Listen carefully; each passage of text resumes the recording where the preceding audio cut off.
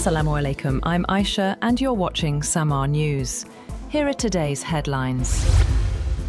US President Donald Trump has claimed that the United States destroyed military targets on Iran's main oil hub of Kharg Island, threatening to strike its oil infrastructure if Iran continues attacks that have halted most ship traffic in the Strait of Hormuz.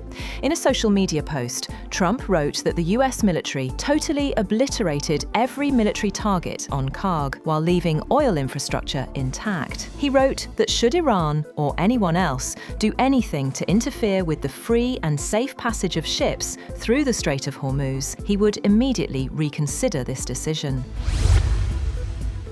Meanwhile, a missile has struck a helipad inside the US Embassy compound in Baghdad. Footage shows a column of smoke rising over the embassy compound. There was no immediate comment from the US Embassy in Baghdad. On Friday, the embassy renewed its Level 4 security alert for Iraq, warning that Iran and Iran-aligned militia groups have previously carried out attacks against US citizens, interests and infrastructure, and may continue to target them.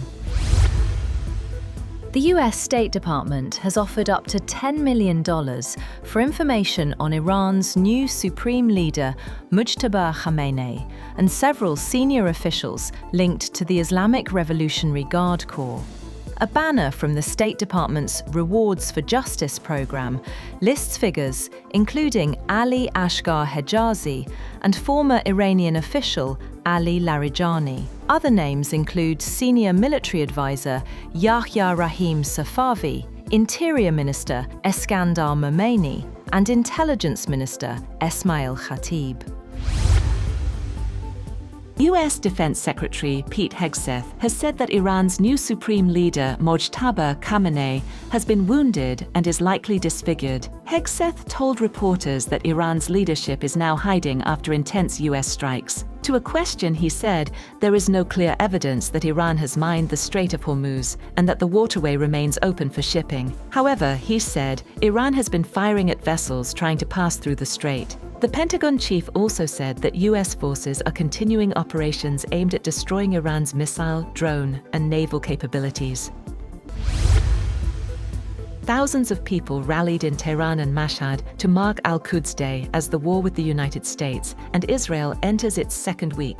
Demonstrators waved Iranian flags and carried photos of former Supreme Leader Ayatollah Ali Khamenei. Al-Quds Day is held each year during Ramadan to show support for Palestinians and opposition to Israel. Meanwhile, Israel says its air force struck more than 200 targets across western and central Iran, including attacks near a Quds rally, the latest wave of airstrikes in a nearly two-week war that has killed around 2,000 people.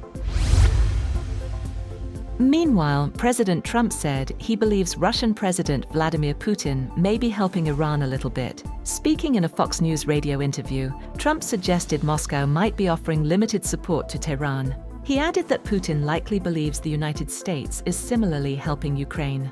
In the same interview, Trump said the United States would escort vessels through the Strait of Hormuz if needed, vowing to strike Iran very hard over the next week.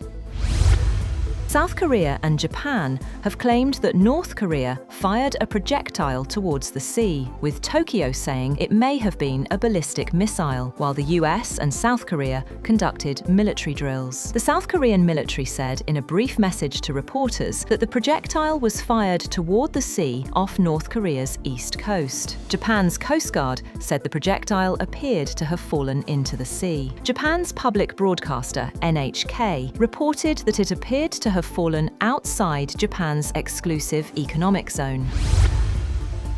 Pakistani security forces intercepted and brought down 2 rudimentary drones near Rawalpindi using electronic countermeasures. Security sources say the drones were downed at separate locations and no damage or casualties were reported.